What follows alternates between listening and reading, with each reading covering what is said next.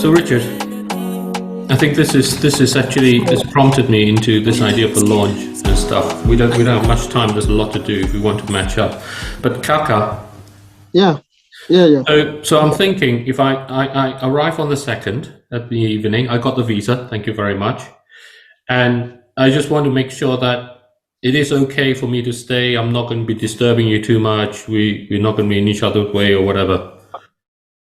Yep. I understand. Yeah. It's fine. Yeah. If because I hate to become the one that you hate. No, there isn't. I will not do that. But all the same, it's fine. I stay in I don't know that in the UK there are bed sitters. I don't know that what you call in the US, what that is in the UK.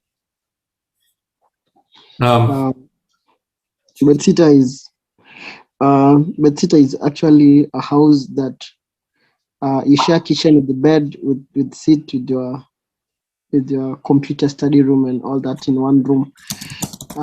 It's on the internet. I don't know that it's in the UK.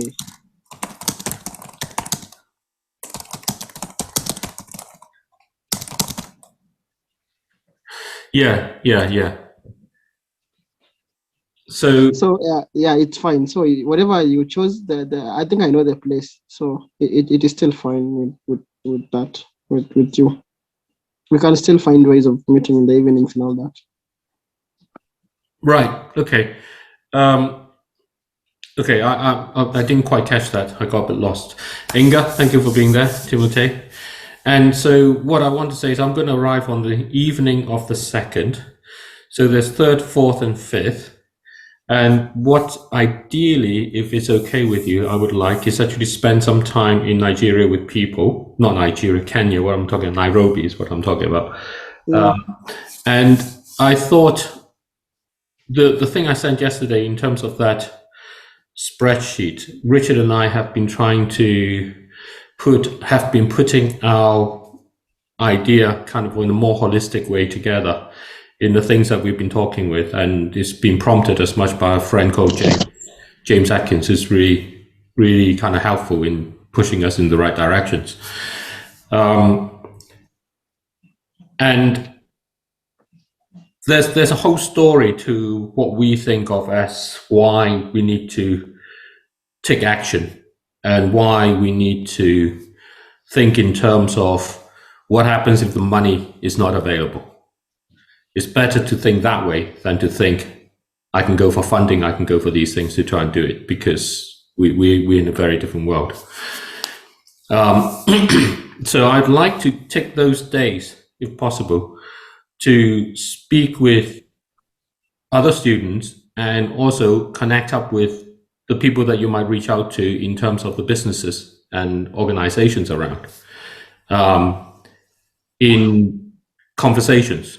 I think that's probably the best way, rather than necessarily sort of a formal workshop or something like that. And so they become like pre-launch events in my mind, leading to the launch itself. That's what's in my mind. And then after the 6th on the 7th, then actually we're then free for me to go to visit Morris and those sort of things. And I was hoping Morris would be able to join us today, because I think some of what he has been doing and the people at Matari and the empowerment, really a question of empowerment. We had a catch up on Tuesday, and he talked about on Saturday while they had a launch event for their lip balm product. They talked about the people there from the community talked about how some people get arrested for misdemeanors, which I'm sure you know about. Sort of they get arrested. Police arrest them for small things, and generally they don't get any representation and they get taken away. And he was saying the people in the community started saying, no, we must actually represent ourselves and get some help along and do that. And they were saying, that sense of empowerment is really new to say we can do this. So that's really, I think, what does the whole launch of EACCGN do is it empowers young people to build that new world. in that sense, to go forward and actually understand how to be, how to go forward and find out and experiment how to go forward.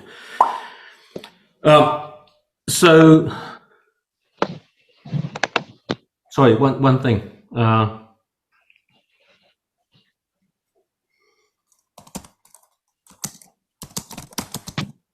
Richard, you speak for a bit, and then I've got to fix something else up.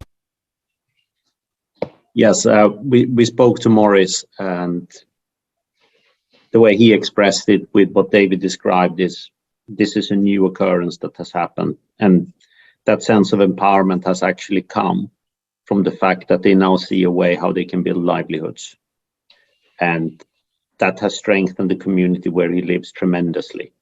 And we feel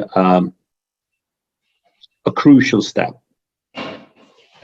in the right direction, because like we've emphasized many times on these calls, is that tomorrow brings a really, really harsh new world where we think that money everywhere will dry up. So key cornerstone of all sustainability going forward needs to be that you actually can build livelihoods around what you do. And it's worth re-emphasizing many, many times, because frankly, the way David and I see the world through our lens, how we see things panning out, is that things are not going to get better. And the model where you rely on someone providing something for you for free is just not going to work out going forward, because the money is about to dry up. And therefore, it's essential that we start by looking at what we have around us and the resources that are always present, and how we can use them to actually start building a future by making our businesses around them work and build livelihoods that way. And by the way, for us, this is a really hopeful story. Yes, it's incredibly positive. The way Richard describes it might be interpreted as bad and so on, but actually this is a really hopeful story, because what it says is we can go forward and think about how we can be with our environment and create a genuine future. That's not reliant on someone else making lots of money, basically, because that's someone else making a lot of money.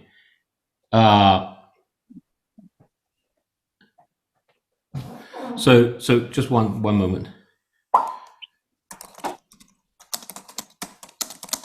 And the aspect there that's worth re-emphasizing is that when people give you money, essentially for free, it always comes with strings attached.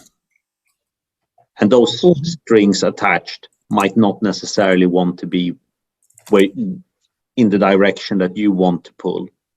And that makes it very, very hard to retain any form of independence, which we think is crucial, that you should actually have the possibility and right to map out your own future and your own destiny, not be having it been mapped out by someone else just because they come with a pot of money and say, I want to do good. And the other aspect with coming with a pot of money is always, how was that money being made in the first place?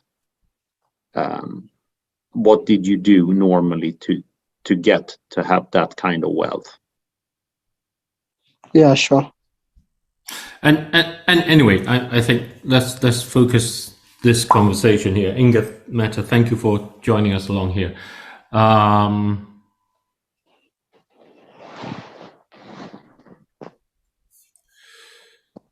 So I think what I want to do is to think about the 6th of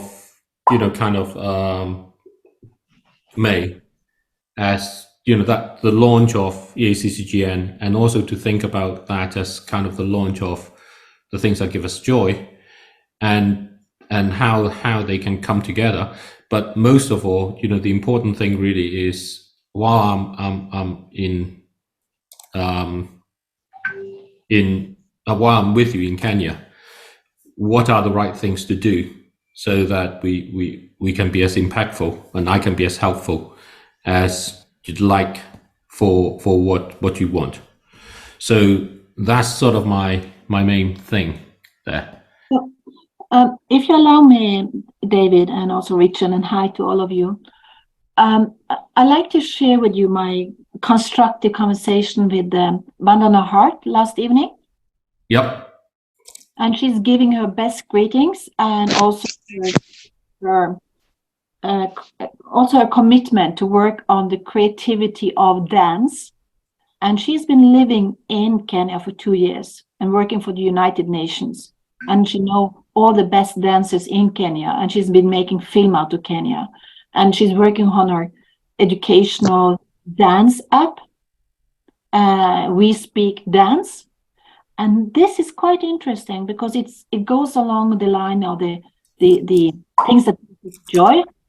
So you can work with changing the economical structures and going into the wealth of happiness and the creative capital of people that is even in spite of tough times, in spite of climate frontline and hunger and everything. There's still like kind of they say that the African spirit, you can feel it even in poverty, you know? So to bring this kind of, I would say it's a clear-cut business idea, because dance and music is actually a big business. And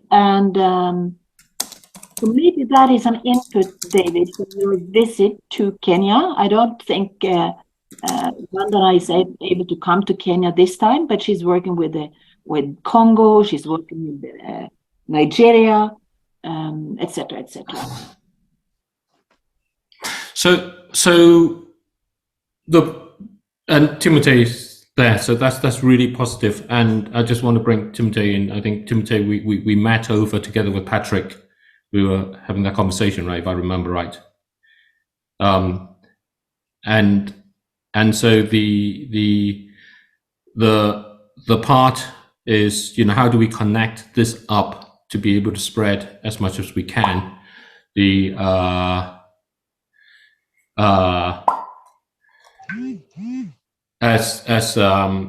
to be able to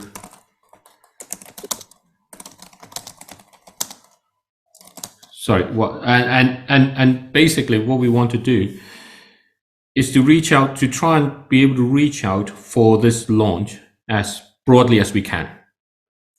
And what Inga Matt is talking about, and what we feel transformation ownership allows us all to do, is to bring in all the efforts that we're doing as a community that says, we're doing all these things, and we are not going to accept you producing more oil, gas, and coal, because you're hurting all of our efforts.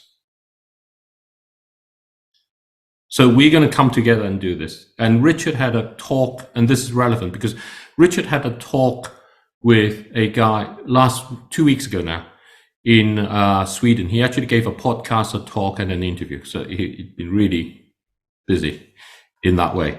And one of the people came back and he talked about setting up a fund for transformation ownership.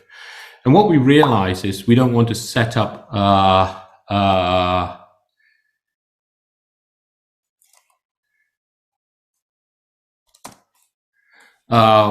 what we set up, to set up a fund. What we realize is actually what we want to do is set up a virtual fund, what do you call it, Richard? What was it? Pseudo fund, or Sorry? Pseudo fund, or hypothetical fund. A mock-up fund, sort of like, Yeah. you know, something that can capture the imagination, something that can actually capture how communities can be a part of it, how all the efforts and what it means, what the money it gives. Basically, you know, it gives about $15 a person around the world. So if you have a project and you have 300 people involved, that's $450. That goes there in that way. And being able to have those sort of conversations to capture the imagination, exactly what it really means, and to go through that aspect, I think to do that as part of this sort of launch, to say here are all these things. And I think that brings in what Inga Mata is talking about, because for us, it's a full whole kind of embodiment of joy is what this is about for us. It's not just sort of the rational and the argument. It's actually saying, you know, we are tired of having to ask you to do all these things. Here's a plan. This is how it looks like. And all of that, and can build that into all of these things. So Timothy, with regards to, you know, what we want and how to spread it around, I think that would be a helpful thing.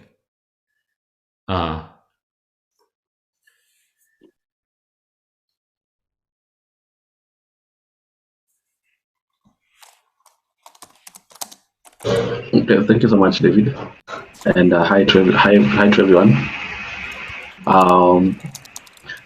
It's nice to have you all. Yesterday we had a chat at the office in regards to the event, and we were trying to see how we'll be able to have after the dates were changed, have the event engage with the head office as well, to see if 6th will be on a Saturday, to be on a weekend, and most of the times they don't engage on weekends, but in discussions with them, see whether we can have it broadcasted through the platform on that day. Nevertheless, I believe for purposes of trying to engage, or rather hit a wide coverage of people, we can also, having done it, having being part of a team that broadcast several broadcasts organized by the organization, that is COP events and Earth Day events as well, and the one that we're currently having that will be starting on 18th to 22. We're calling it Stockholm Climate Week. So what we normally do as a way of trying to sensitize people and to mobilize people to join virtually is that we engage. We normally we liaise with some of the media houses, and we engage on what we call sponsored articles, whereby we do articles regarding the event. We highlight what is about to come, and then they publish it on their websites, and then people get to engage with it. We also get to do TV and radio interviews prior to the event as a way of trying to, psych up people to be aware of what will be happening. And through that, we're able to mobilize a lot of people who get to join virtually, and also some who join in person. So I believe that is also, as we're also thinking on how we can also broadcast it at the We Don't Have Time platform, that is also an option we can consider to pursue, whereby we can also take part, engage with the local media houses, or journalists as well. Okay, I'd like to say one thing, which is that we aren't funded, and what we're trying to do is to ask people to consider being part of calling for a mechanism to bring everybody together as part of their activities in that way. So I think if you could consider that or pass that back, that would be really helpful, because if we're trying to reach 1 billion people, there's no way we can get the funding for that. And the only way we get the funding for that is to ask Elon Musk or Bill Gates. And once you ask those people, you're going to alienate the half of the world that hate them, basically. So we think it's really important that this is individual people individually contributing, knowing that they have the power and they're not selling out their firstborn to to Elon Musk or Bill Gates. Oh, Bill Gates. Okay. Sorry, Timothy, and then Inga. Yeah. Okay, that's nice to clarify on that. We can also, there are journalists, the journalists that are out there looking for, who have specialized on environmental news, who will actually be interested to have this kind of news to share. And you'll have an engagement at a pro bono engagement as well. So as a way of trying to, work within the budget, maybe can try and also engage with them and see if they can be able to host you. Of course, it will. Of course, yeah, it will be. It will not be as much probably at a pro bono engagement. So yeah, that is. It's also an option that you can also pursue. That would be fantastic, and that's kind of very much in tune with how we feel we want, because we really want to say, what we tell people is everybody can do a little, so that there's room for everyone else to do something. Inga Mehta? Yes, thank you. With reference to, in fact, that I've been studying in Zimbabwe, and I've been working with, and lived in Egypt as well. And I established 360 Hub in 2001 in Egypt in partnership with Swedish consultants. So this idea of the maturity from the 360-degree thinking into a U-turn, or turning the tide, into the World Climate School, and the executive training of leaders, or young youth leaders, or any kind of leaders in the new era of the new economics, together with the creative capital. And I would like to repeat this kind of again with Vandana, this thing about making the films or the steps and the moves that gives us joy in our community. This, in addition to the work I'm doing with Sunita Gandhi out of India, which is in fact addressing one of the biggest problems of the SDGs is education and poverty, working with the slums in India. She's having 30 languages, also Swahili, translated into our educational book, where you accelerate the speed of literacy and mathematics from 40 or 50 days to 90 days, 3 months instead of 3 years. And you have peer-to-peer learning in communities. And that is a post-COVID activity, because, the poorest of the poorest are actually suffering most when it comes to not being able to go to school during COVID period for 3 years. And this, we're translating it into Zimbabwe in the Shona. We have native languages. We are addressing Congo with 100 million kids, not able to literate. So I think we have to scale up these things and using the opportunities, and saying that Vandana is already making films on Netflix. He has 7 films working with refugee camps in Lebanon, giving joy to children in Lebanon through dance, empowerment through dance and music.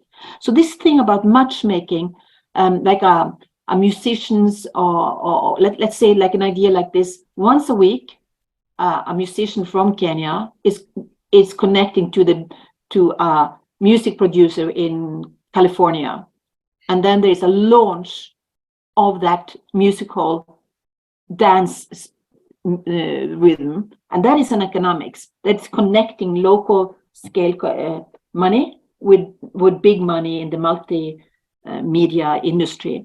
And in addition to that, like David, as you said, this is also a project I've been prototyping before, this kind of interactive theater and gamification of entertainment direct from a child that is having his birthday party in London, and you're making a birthday party song in partnership with someone in Kenya, and it is a payment willingness to have this special tailored song for your kid. So that is like, it's a peer-to-peer, like it's a business-to-business on edutainment that goes straight into a private house through the computer and the TV screen. So that is one business and industry, and the other one is like top professional street dancers, film producers in the world, together with the entertainment and learning in the streets. And we can do that because, as you know, the next year is going to be the Olympic Games in Paris, and the Olympic sport is dance, street dance, hip hop. So it's kind of galvanizing an opportunity that is there. Okay, thank you. I think from what you're talking about, and to let the people who are here who don't know, actually, I think we would really want Morris if he can join along in that way. But there are other communities along and other things. So Morris is a musician. Inga Mehta knows about him. He is also the one who's working with this community in Madare, not the big slum in Nairobi, but outside in Maragua. And in terms of what Inga is talking about, I see a way in which we say we actually connect. So if we can get in touch with Ava, whom we're talking to, which is a clothing business in Scandinavia, the founder of a clothing business in Scandinavia, and potentially connect ambitiously on the launch with what Inga is talking about, where we actually try to connect the people to make a little bit of music and maybe even a bit of dance, if Bedana come about it. As here we are, we're actually connecting right across in things. I'm probably thinking way too much, but this is a pre-launch event that we can try and do, and then connect up and then actually showcase, like a 30 seconds of it in the launch as being about, a part of it to talk about the things that give us joy in that way. There is an economic story to this, which is where Richard and I come from. And we see all of this as that you cannot ignore the economics. It cannot just be about doing the good things. It has to be economically sensible. There has to be a way in which actually we communicate with this. But we can actually then construct it in such a form that it can be a way of talking about how we can actually, we can create that livelihoods. These are ways in which those livelihoods can be accessed much broader. And they can reach out to communities, for example, in places like Malawi and other places, and as to what it can be. And the essence of all of this, I think, is very important, that there's this African angle. And there's this angle of why Africa, because, it's starting here. It's starting from where we as people started. I think that's a really important positive message for the launch to come across. It's not just any old campuses and colleges green network. It's a very powerful story, because it's where it all started. Of environmental and climate action, starting from the place where we come from. We all come from. So in what Inga's talking about, we can actually blend that in. Maybe we can actually prepare something as a clip to show before we can try an event while we are there. While I'm there before, and I can hook up with Morris and with the community, his community there. We can do this thing where we can do some sort of song, some sort of dance. Maybe we can hook up with Vedana just for a few moments along, and actually do it as some way to engage in that. I could provide 12-year-olds. My daughter's 12. I can get 3 of her friends together, and from this side along, and then actually we can create and do it as saying, actually we're learning, and we actually, it's not just a show. There is an economics involved. I would pay so much for a birthday party for my child, or party. So actually I should do that for this too, except that instead of paying someone here, I'm sharing some of that money with activities over, and they, with the community there, they need to fix their sewer. It's an open trench. And that can help along, and with EACCGN, it can go into the students that can actually address some of the questions from a technical point of view of actually saying, how do you create a sewage treatment using only the sun and a hole in the ground, or something like that.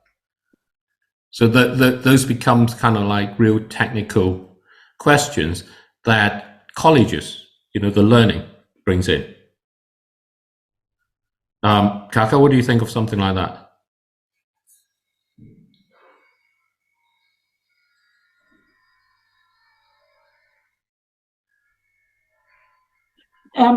Allow me to connect this. Yeah, so I think, thank you, David, for the opportunity. And I want to say hi to everyone. Hi, Inga. It's a pleasure having you here. We haven't heard from you for quite now, but I want to say welcome, Timothy, as well. I want to say this is great, and it is a great opportunity. And as just Richard has just mentioned, that we're just beginning, because I when we talk with Timothy, because we've worked with them for a couple of times in terms of community sensitization before even ESSGN came to existence. The problem they face is that I always address that one of the biggest challenges we have in this Black continent is a center of collective voice. And I think that is really matters to us. And that is why we thought like we need to have a center whereby you can be able to have a collective voice. I was reading an article from a certain Ghanaian guy who was addressing how much from COVID to climate change, how much the young people have lost in terms of, those young people that are within the bracket of, let's say, 18 years to 35, how much opportunities are lost because of, shift in terms of how climate look like, how COVID was that came and affect a few things here and there. So you'll be able to see that it's really a big issue, and it's the first step that we took to ensure that we can be able to have a center of one voice. And I think this is very noble to us all. Having been saying that, I think, David, what you said is just very okay. And yeah, you have got really, really great ideas on how we can be able to scale this to make it a reality in terms of, lifting the young people to create livelihoods on the things that really matter the most. And by the way, you'll realize that, like for instance, the situation in Kenya currently, I know we're a country that has got a huge debt. It is something that I've been trying to share with you for some time, and I think that's where you ended up saying that we should be able to have at least 100 questions during the launch. And I think it is not just about an individual responsibility. Everyone has to play their part. Either you come from the government or you come from wherever you come from, but someone has a take on this for it to be a success story. So I think what you're trying to mention is very much noble. And this earlier morning, we had a call with Samita, who is the director for SDG in Strathmore University. And we had a quite long chat together with Patrick. Patrick was also with us this morning to see how we can be able to have this. And I just shared a document on how things look like and how program we're trying to arrange and all kind of thing, so that we will be able to have a conducive environment in terms of launching this, and most importantly, to create awareness and incorporate the young learners that really climate change really a whole issue even, and how this can cut across different area section, including a career in school. So it is really noble. It's noble, and I think in our program it's quite composed document. Making sure that we have also touched the message of things that give us joy, how these young people can take this message as they graduate back to their communities and make this to empower. So it's really a big project, and we are looking forward to take over Africa. We just started it, and I know we took time to talk to Malawi students during the Freddy cyclone and all that, and another few areas like Rwanda, Burundi, and it is just starting point for this. So yeah, it is just a direct question. Is this SDG Student Hub, are you saying that you're looking for European partners and strategic partners to do an application for a center, like a physical meeting place? Is that what you're talking about here? Just to be precise, is this an application? No, it is not an application. This is just a concept note for the launch for East Africa Campuses and Colleges Green Network. So this is just a theme for what we thought it should look like, which on our bigger poster is going to be, creation of livelihood amid of climate crisis. But we also think about, because it's touching Africa and all that, and of course it is a detailed document. I don't know. Let me try scroll down so that I can able to see it. How do I do this? So on the right side, this is how it look like. If you read the blue part, it is explaining about the event. If you can read, it says that the sole purpose for this event launch is to create a platform for young people to come together and take actions towards creating a sustainable future for our planet. The network will focus on educating and empowering young people to become environmental advocates and promoting sustainability practices in the local communities. So there's an attachment of the vision and mission at the same time. By the way, the word soul is SOLE. It's small. The spelling you want for the second word is SOLE, not SOUL. Yeah. Oh, yeah. Sorry for that. I can. It there's no U. Yes, I can just edit it. So let me just. But however, SOUL makes more sense. yes. It actually is. It's because I think honestly, I think that's really important, because there's this aspect that we face a problem that requires more than just the rational and the analytical. That's why the dance, that's why the joy and the hope and the soulfulness are important. So because we will not solve it just by rational arguments. We will solve it by coming together, and what brings us together is more than rational arguments.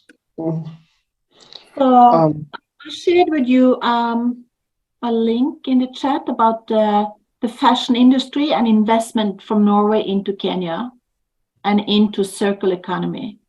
I think I shared it in the chat, just to say that this thing about lifestyle, that is cool. It's about clothing, it's dancing, it's food, it's night clubbing, it's coffee drinking, it's alcohol, this kind of coolness of lifestyle and livelihood. And to create that livelihood and multiple faceted in the new economical paradigm. So this is very interesting, but budget, yeah. Yeah, so I was trying to explain so that Inga can understand. So what happened is, we did a pre-launch initially at the University of Nairobi, and why we are doing the full launch now is so that we can be able to incorporate the other East African campuses and colleges, because we felt that there is need for this. We need to have a collective voice, and because we need to grow it from, it is called bottom up kind of an approach, and that is very hard to have a starting point. So it is a whole series. I know David and Richard have taken a whole time making calls all through in those countries and all that, and it is really something that is coming out strongly, and people have picked up. And I'm pretty sure by the time you're doing the event, you'll be able to see that really people are conscious about this. So we are an SDG centered campaign, a student network, because of course we are working under the 17 SDG goals that we think they are all cutting across different issues and all that. And for that reason, that's why we will be able to be having the launch over the same. So it's going to be on 6th, as you've seen from that document over there. So then, David, I think it's a good idea. It's very noble for us to do whatever you're thinking. So we're actually going to have a kind of a debate, panelist debate, where we are going to have you. And I really wish Richard, if he had also traveled, to have also Richard there. And you know, Richard will be good, because I know Richard don't talk much, you know, but But when he said Some people would say too much. Let us be clear about that. no. When you speak, you know, it's worth listening to. no, you're cool. You're cool guy. You know, you're cool. You're like one of my lecturers who just said, come and just give a lecture and walk away. No engagement with students, no nothing. That's life. So basically, I'm trying to give you the image of how the event is going to look like. We have invited a couple of people from the business community, of course, as we had agreed with you. There are some that are working with climate agencies, climate partnership and all that. And if you look at this logo over here, these some of the people that we have invited to be part of this. And it is going to be a big thing. It's going to be a good thing, and it's going to mark the beginning of this green war. Here in Kenya, they call it a green war. I'm not sure that you call that one in the UK. So War or wall? the green war. Inga, can you say the green war? The green wall? Yeah, not walk. The green war. Say war. WAR. Yes, I understand. Conflict. You know, the green wall that is what Kenya is famous for with Wangari Maathai. Yeah, Wangari Maathai is one of our greatest. Of course, we look up to her for her effort. So we don't have time. I know you know it. And of course, this is Pan-African Climate Justice Alliance. I know you also probably know it. Of course, this is Rethinking Choices. This is Youth Alive. And this is Ecovista with Action Aid, and many, many more others that we have not been able to engage them here. So all this, if we can have an engagement and talks around these people and others and many more others, then we can be able to say that we are doing something great for this. Because we are not just doing it at launch, but we're doing it for the sake of, the voice also to go into. Remember, if you talk about targeting 1 billion people on this, it means we need more people also at the same time. So we are, as you've heard also from Timothy, that we are talking also with the media department. We are reaching out the government to have Department of Youth Affairs. Now that the government is also trying to, I think the government that just came to power is more sensitive on climate justice, more than any other government in Kenya ever have done before. And these are the efforts that we appreciate. So we want to ride on the idea that the government is sensitive on climate justice here and climate actions here in Kenya. And now what we want to do is we're also thinking on the line of growing of saplings under ESCGN. And in fact, conversation that we had last time with the OPS is that we are talking to the Ministry of Youth Affairs to be able to, if we can be able to be supplying these seedlings to the government, then we can be rest assured that we can create livelihoods along that line. And that's why we are saying that we need these talks on that particular day for the launch, so that we also grow strong and we can be able to become self-sustaining and also depend on our own selves to run other activities that are affecting us in one way or another. So that is basically how the events look like. We will have also the media, national media in Kenya. I mentioned someone from the BBC who's going to lift these stories to, national broadcast and all that. So yeah, that is basically how it look like, and we look forward to have a very successful event. Yeah. Okay. So back to where we are with the progress and things. With the things that give us joy at this point, we're reaching out to as many people as we try to.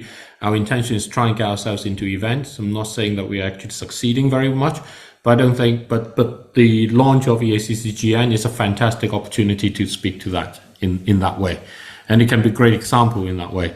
So I'm going to look in terms of what you were talking about, Kaka, in terms of streaming it onto our Rethinking Choices, have to figure out how to do that.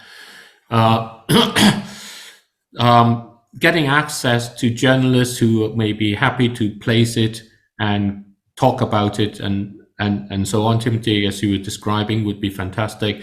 I'm around from that period. I arrived in Kenya on the 2nd.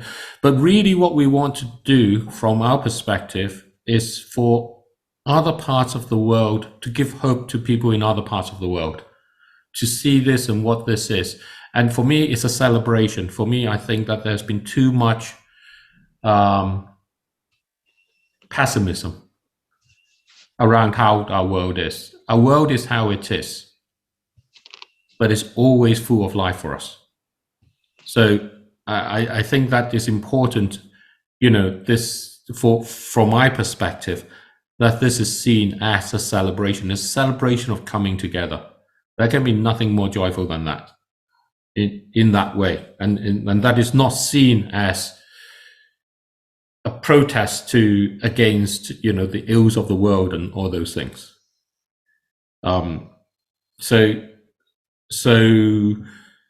if there are chances to be able to demonstrate that and broadcast it and show it to people all around the world, that actually what we face is the opportunity for us to celebrate living, no matter what it is.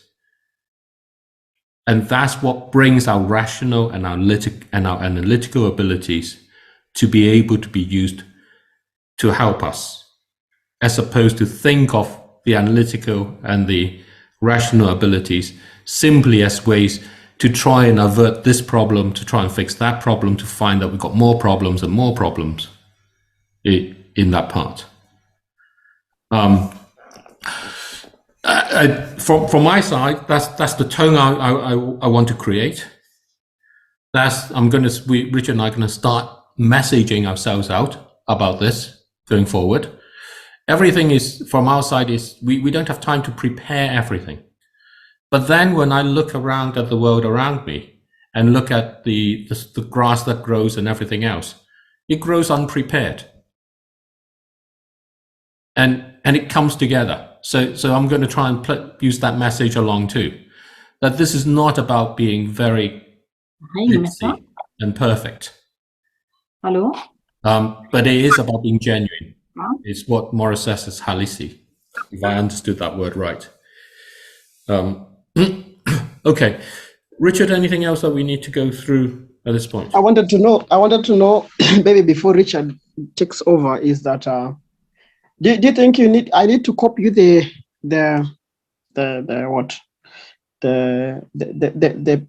piece of concept note and probably attach with the budget? Do you think you need to go through it? I'll send it over. Yeah, helpful to send it over, and then we'll. Yes. Okay. So I am also thinking that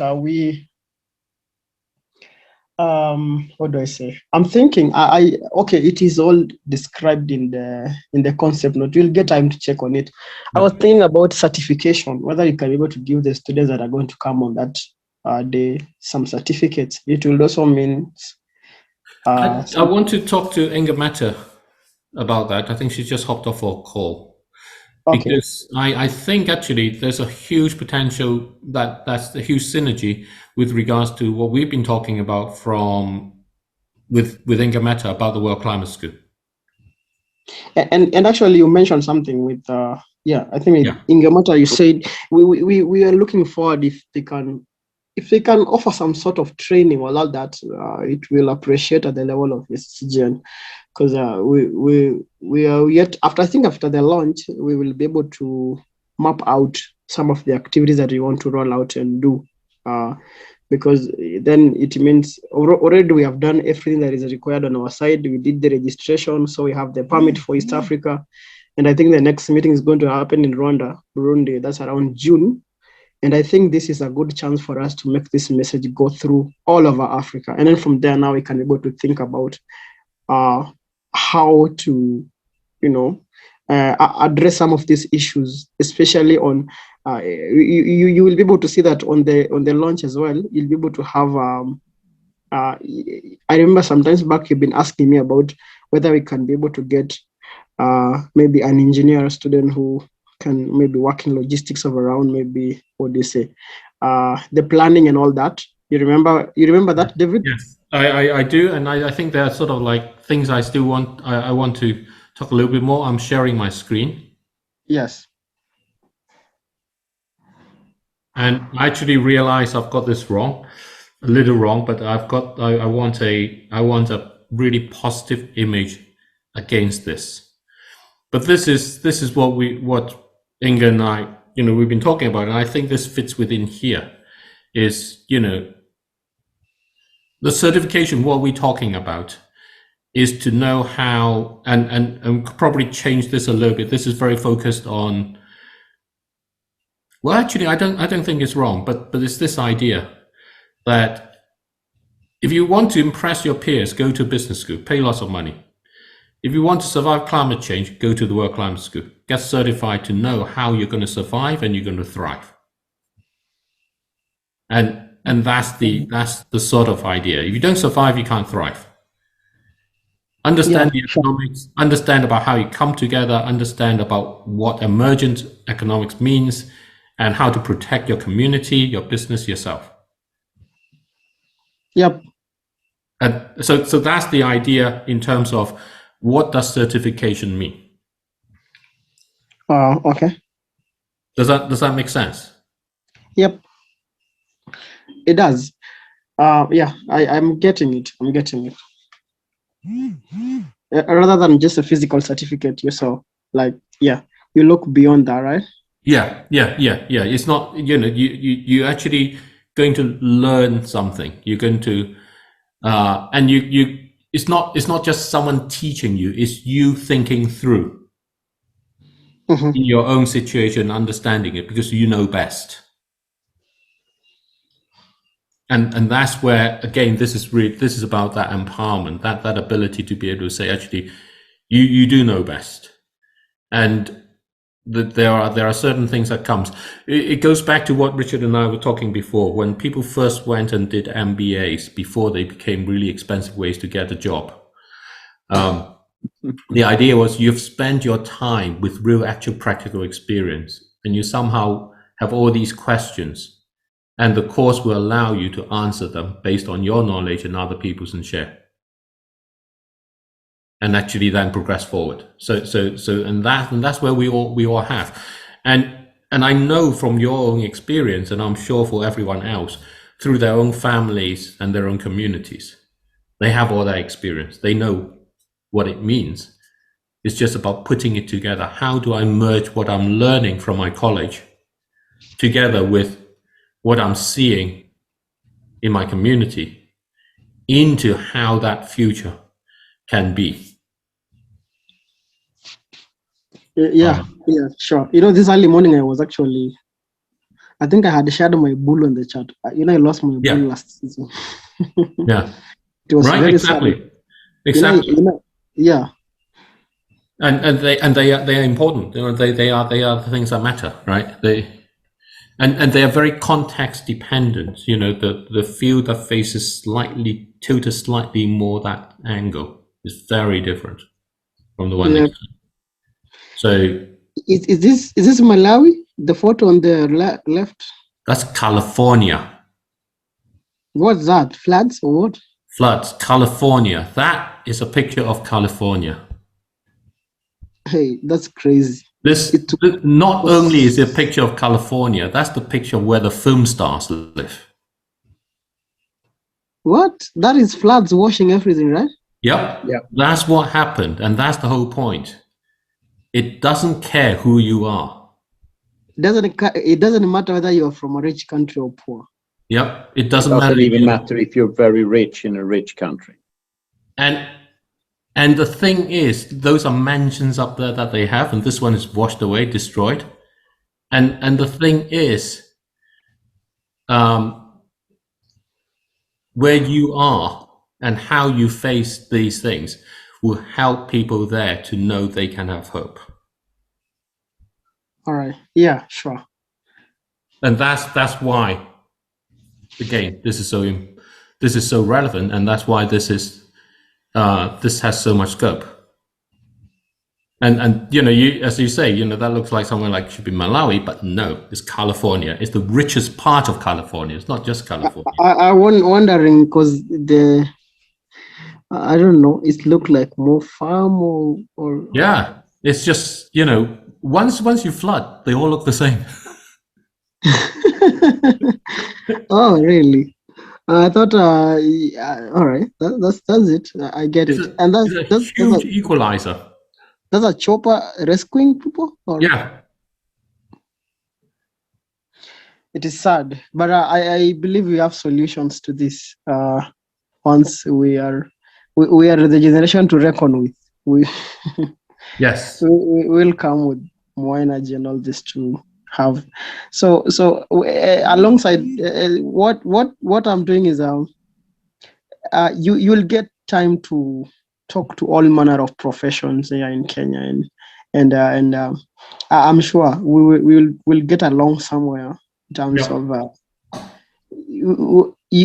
I have really been inspired because what I've been doing has really been a whole true story of inspirational to even my elder people that are older than me in age, and they come and say, how do you do this all along? How do you do yourself? How did you manage to come with all saplings and all kind of thing? But then I think what I've been missing is the business part of it and probably the area around economics. Because if I had knew this before, then I'm sure I would be in another different step. So it is a hope for everyone. No one has I ever reached out to and tell them an idea like what I do, and they turn us down. And that's why I think that now it's the right time for us to, if you look at Safaricom, for example, and probably Standard Chartered Bank, because everyone now in Kenya, the big business community are all sensitive on the area around climate change because of the theme of what the government of Kenya is doing. And it's not because I know it's with a good intention for our business partners to do that, but some other people will take a right and advantage on business part of it, of which to me, if that advantage can be brought back to the ESCGN, we will be very happy. Yeah. Yeah. So let's yeah. So that is okay. Yeah. So if that's okay, what I'm going to do is just so that we don't go on too much, I'm going to wind this along. There's a summary of this. I'm going to try and create a summary of this. That's what the Read.ai is supposed to do. Stand that out, and then we're going to try and plan better. And then Richard and I are going to start talking about it and communicating it to people. And then and I will get you something more complete about what we've been doing. Sorry, Inga Mehta. I'd like to thank you and Kaka and David. It's quite interesting to see that the understanding how the flooding and the fires in California, in the richest part of America, is actually looking like Malawi. Yeah. And coming from that economics of the creative capital that you have locally in your community, when you start collaborate, that's the new economics. But I like to share the screen with Kaka was asking if the World Climate School has some kind of educational models. And I'm working on 6 models, and it's about creativity, culture to combat climate change. So I'm addressing it from a code red perspectives, sustainable development goals. Then we have the inner transformational goals, the inner SDGs. And then we're going into circular economy, creative cities, and in fact, water management. So we're trying to develop. So by the 6th of June, 6th of May, like in a couple of weeks for next week when it's Earth Day, I think we will actually have a lot of these models done. But then again, it's the most interesting thing with the creative cultural capital, dance, we speak dance. I think we speak dance. Here it is. They are using the same colors and logo. you see this like the dance. So maybe instead of the flooding, we should have a dance logo, David or Richard, in the models. We dance for the planet. Well, I think that's where I need two things. Back into that thing.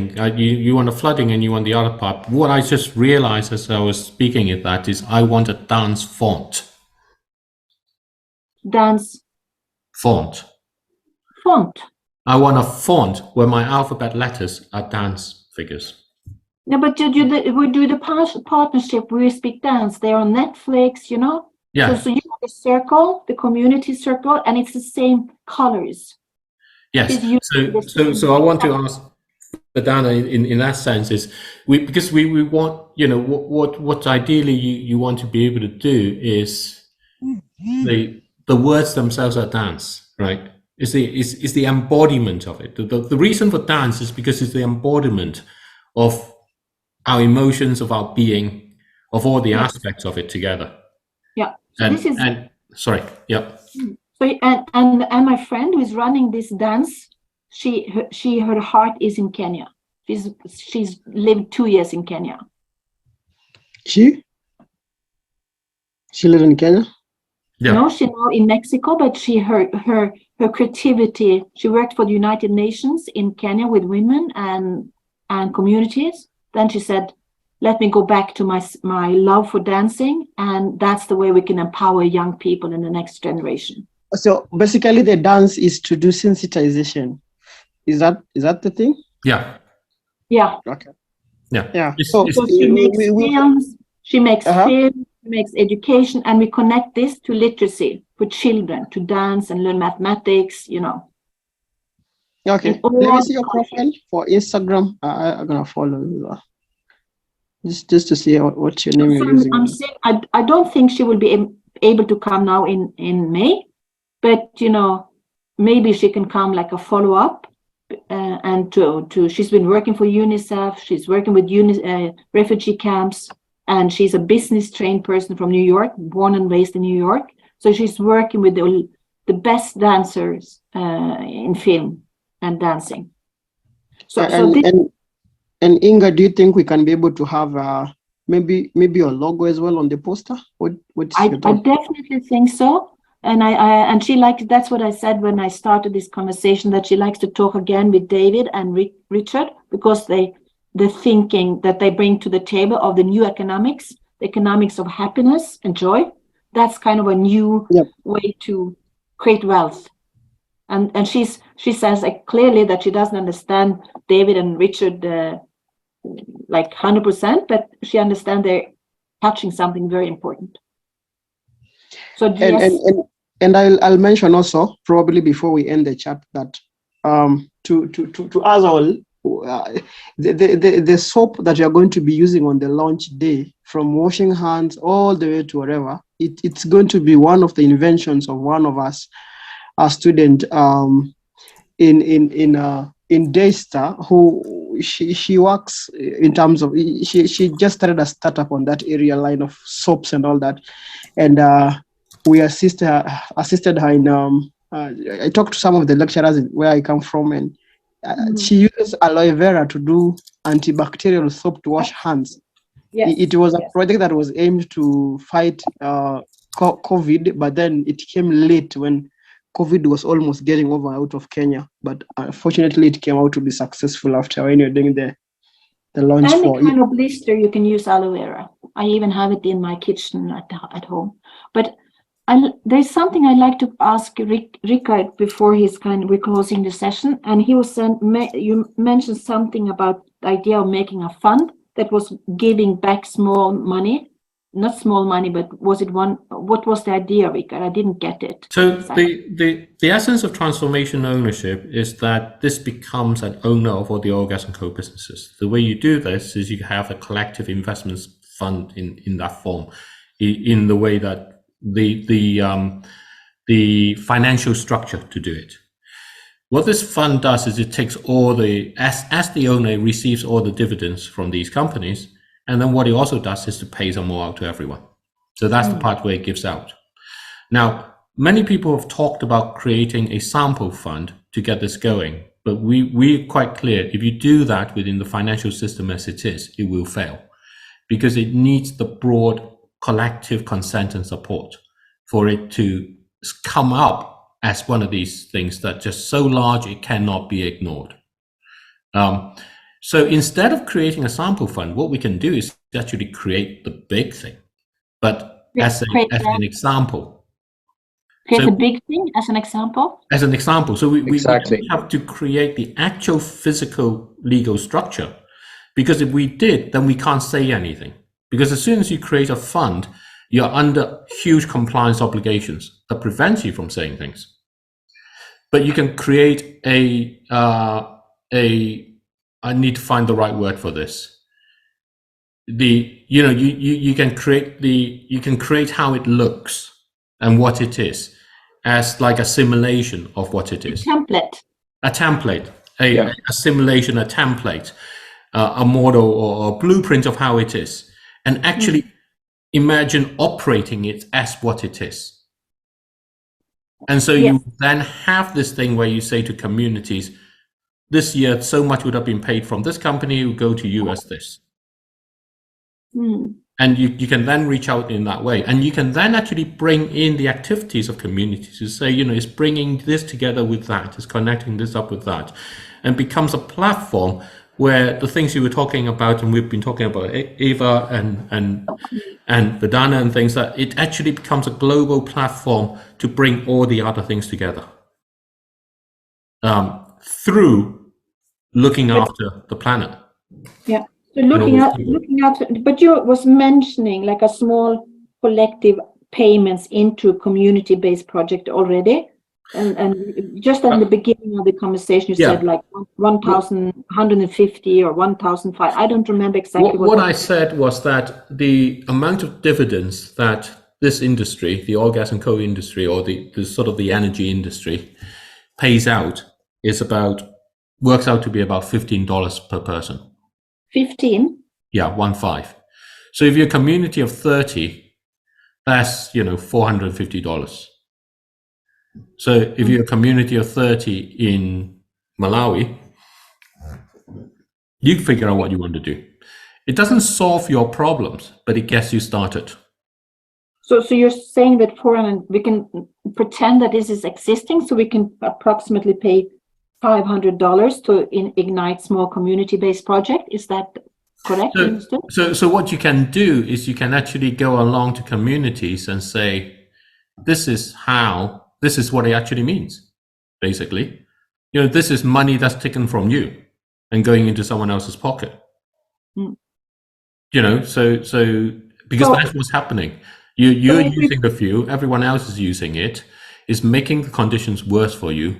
And even worse than that, this is money that's taken from you and going into someone else's pocket. Yeah. So if we pretend that this fund is existing and the blueprint is there, and then we say that, okay, we have 10 big companies that is kind of contributing X amount of money into it.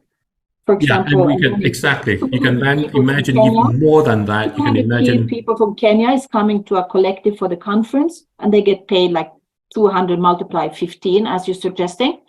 Yeah, and you can then go along and you can raise all the things about how do you actually reduce it. As the owner of Total Energies, what would you do with ECOP, for example? Why it doesn't make sense. You don't have to do it because Total Energies can now do this, and so you can run yourself as the owner. Yeah. And show what the decision power you have. It sounds like a crazy idea if you live in poverty and you're saying, okay, we're going to buy oil, gas, and coal and be part of that investment fund. But if you say it's possible, we believe you. Yeah, I think this is the whole thing. Nobody believes it's possible because they don't believe it's possible. I mean, literally, Warren Buffett bought Occidental last year, and he's now going down the path, making his statements to say how he's going to use carbon capture and people will be able to use the oil for a long time. And the carbon capture may or may not work, but you only find out if it doesn't work when it's too late. That's true. And So- that's not the risk you should put everyone else in the world for. The blueprint of this new fund, how fast will that be launched in May? I think what we'll do is we'll try and figure some way of describing it together. It should be better if it could be launched and tested for May. Yeah, as we said, not everything is ready, but not everything needs to be ready. Mm. I think it becomes more specific. What it did for me this morning is to realize actually we can talk about it much more specifically. Yep. As you know, here is how What the was the flow of name? decisions. You mentioned a name in the beginning, Richard. You had an inspirational template or name for it. It will be known as a pseudo or a hypothetical transformational ownership fund. We need something more positive than that. I'm not sure. Let's think about it. Think But about it. it would show how these things would work in reality if such a vehicle was in existence. So it makes it more tangible for people. Is there a word in Swahili or in Kenya that is making money and fun that could be used, like a Swahili word? So you're having a unity of collective voice for a fund like of that kind? I'm just asking, could it be an African word?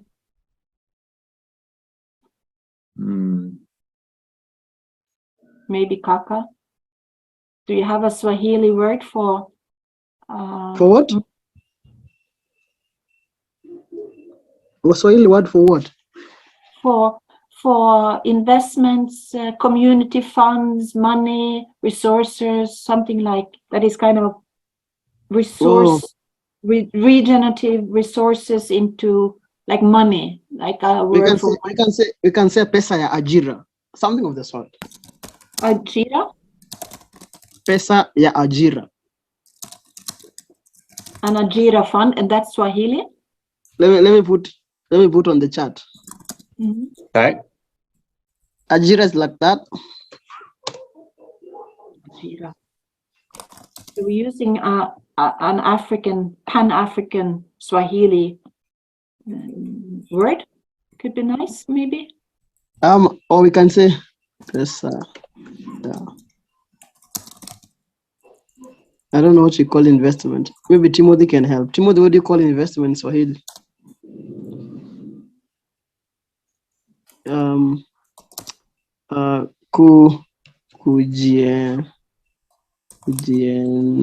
Kujiendeleza. I think we want to. I think we want to move it This is away better. from the idea of investment. I don't see it in the chat, Kaka. Maybe it's me. Yeah, I'm going to have to draw this to an end because I've got something I need to sort out as well. But I think the name of it should be something. I mean, you know, it's clear. It's transformation ownership. It's a transformation ownership fund or whatever. But this So we can look that one in Swahili. Transformational ownership in Swahili. Yeah, I'm going to go Google Translate. do you have it, David? It could be very positive for people, like an African origin, as you said, David. You want it to be like real powerful coming out of the work that you do in partnership with Kaka and the rest.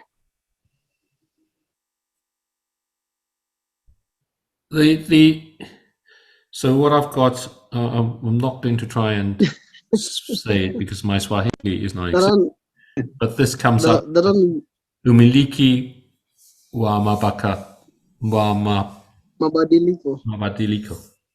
Umiliki sounds like Wikipedia. Umiliki is to own.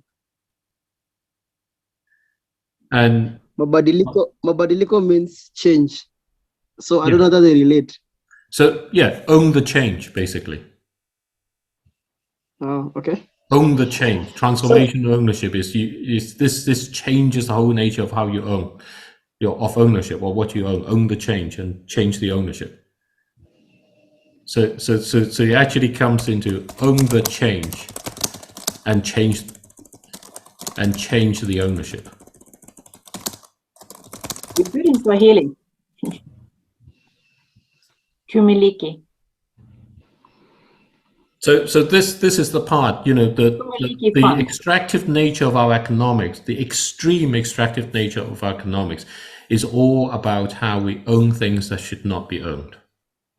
But Kiswahili is hard, you know. Don't think Kiswahili is easier. Kiswahili is very hard. And what we need to do is own the responsibility and not the profit. Kumiliki means owning. Yes, kumiliki means to own. So this is the thing: own the responsibility and share the profit. Basically, that's what this is about. Then I think we can end there, and I think we are going to catch up maybe the next week probably because of definitely. But we have to be on toes. We have got a lot of things that need to be running and all that.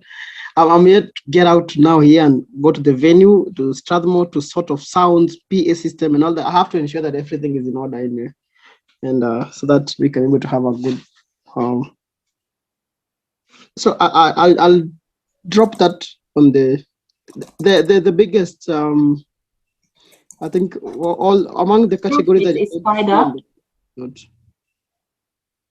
are sorted. I think up the area around the media is that the only thing that is giving us some headache and all that. But hopefully, you're going also to make that through. Yeah. Okay. Let me complete this here. We can go on forever. And thank you very much. It's been really helpful. I think actually it's helpful for Richard and I in particular. Absolutely. Forward. Yep. Okay. So when can we talk with Vandana later on this day? Do you have time, Richard or David? Yeah, I think as soon as you think you can arrange it. You're the greatest one now. and it would be nice to be able to connect with Ava as well. Yeah, I think that must be over the next month, or next Tuesday or something. Okay.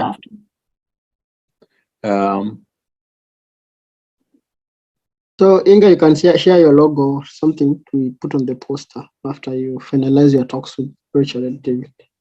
Yeah. I wish I could come to Kenya myself when I'm listening to you. I've never been to Kenya. You'll follow us live online. We'll be available on social media as procession go on. So yeah, still okay. Mm-hmm.